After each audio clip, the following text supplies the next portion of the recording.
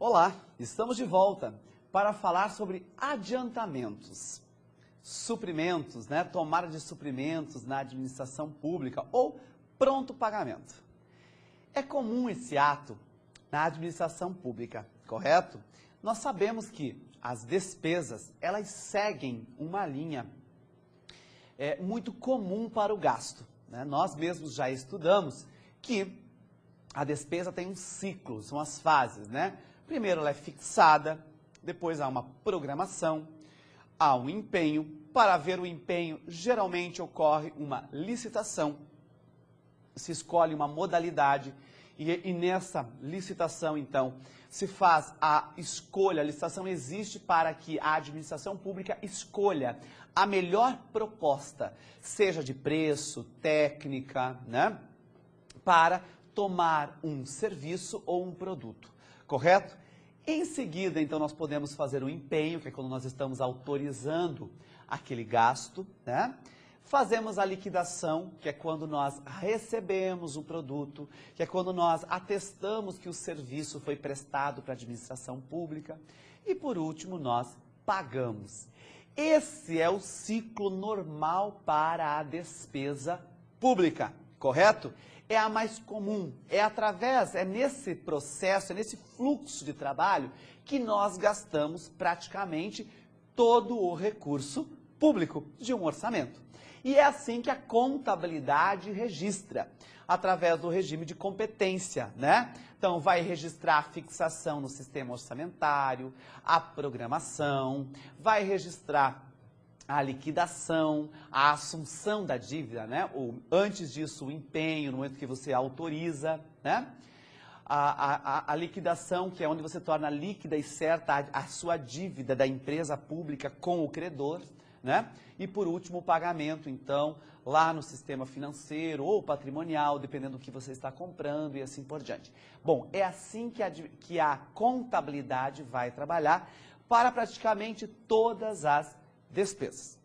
Porém, nós temos a exceção, e a exceção é o regime de pronto pagamento, de suprimento ou de adiantamentos na administração pública. E é isso, então, que nós vamos trabalhar um pouco agora, neste bloco e no próximo. Por quê? Porque ele precisa ter um cuidado especial. Importante dizer que toda vez que um servidor toma um adiantamento, o adiantamento só pode ser feito para um servidor público da entidade, correto? Ele, para um agente público, né, seja em cargo comissionado ou de provimento efetivo, correto? O adiantamento, então, vai ser feito. E é importante frisar que a contabilidade vai registrar o nome desta pessoa, desse servidor que tomou o adiantamento, e o registro é feito pelo sistema de compensação. E somente será dado baixa no momento da prestação de contas, correto? Então, quando você toma um adiantamento para algo, né, você vai ficar, então, registrado isso na contabilidade pública. Então, acompanhem comigo agora essa questão do adiantamento. Introduzindo as questões de adiantamento, nós temos aqui, em relação à despesa pública, tudo que foi falado, né? Que o comum do gasto, né, se torna, né, com a questão da denominação do empenho, na qual o credor já é conhecido, né? E assim por diante. E aí se faz a liquidação e, em seguida, o pagamento. Porém, como diz o texto aqui, no cotidiano, no dia a dia, isso não ocorre. E nós temos o quê? A inversão. O recurso é tomado, é feita a liquidação, é feito o pagamento para depois a aplicação do recurso. Então, quando você toma um adiantamento, né, você pega um recurso, a entidade faz todo esse processo de empenhar, liquidar e pagar, mas você efetivamente vai aplicar o recurso público depois, o que não é comum, porque nós sempre temos a aplicação anterior, que é no momento da liquidação, quando você recebe o produto ou quando você tem o serviço prestado, correto?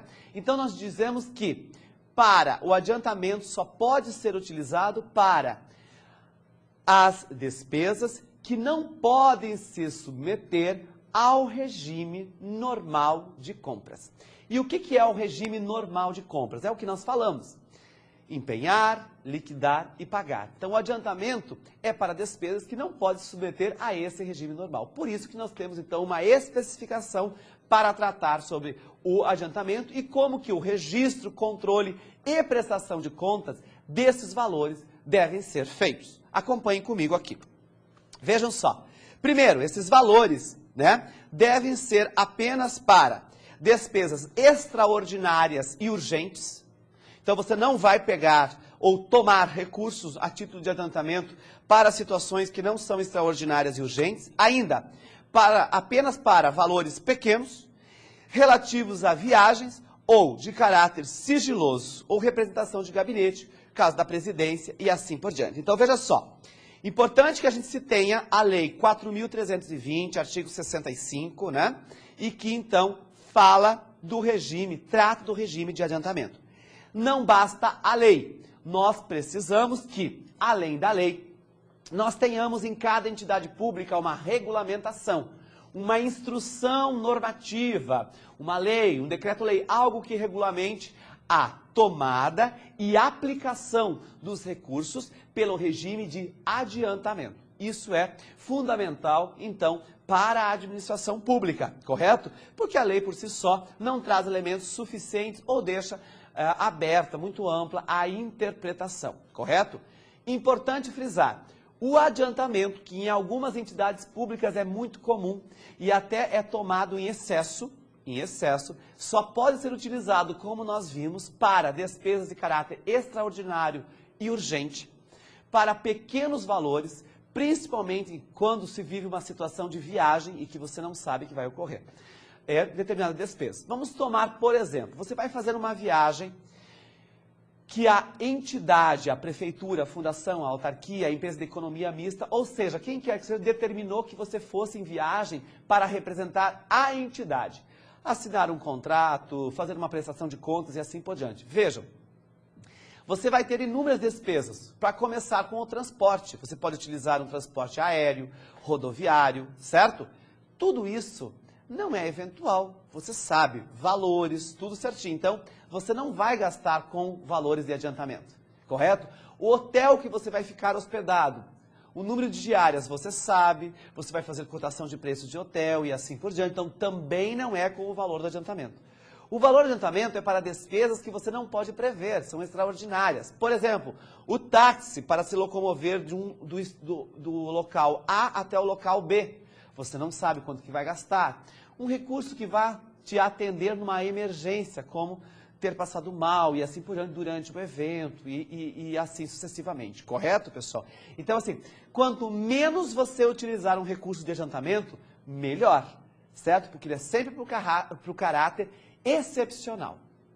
Você não pode, por exemplo, ter o costume de tomar sob adiantamento um valor e deixar na gaveta da sua secretaria para utilizar para despesas extraordinárias.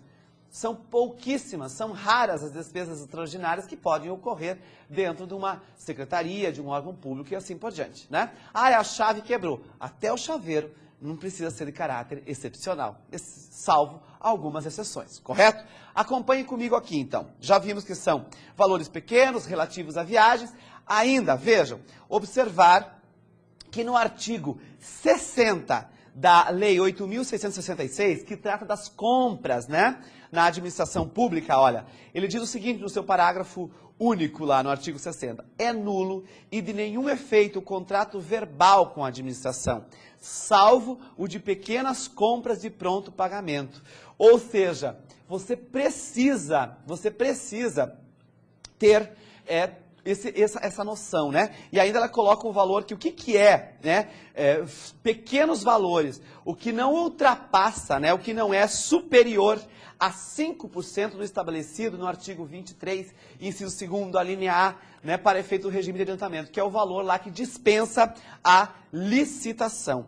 Correto, pessoal? Então, é muito importante que nós tenhamos isso em mente. Ainda o regime de adiantamento, então, ele tem um processamento especial da despesa, porque ele exige, então, a aplicação posterior e assim por diante, né? E o regime de adiantamento significa que ele é disponibilizado também à unidade de todos os poderes, tal, né? E que fica definido o impedimento de adiantamento ao servidor em alcance. Ou seja, o servidor que tem problemas, que não prestou contas, né, que nós determinamos fica em alcance, ele não pode tomar um novo adiantamento enquanto não prestar contas do anterior ou que tenha um outro cuidado a ser feito. Bom, esse é o procedimento legal que nós precisamos tomar para os adiantamentos, correto? No próximo bloco, nós voltamos para falar da aplicabilidade disso, como que nós devemos fazer isso na administração pública. Até já!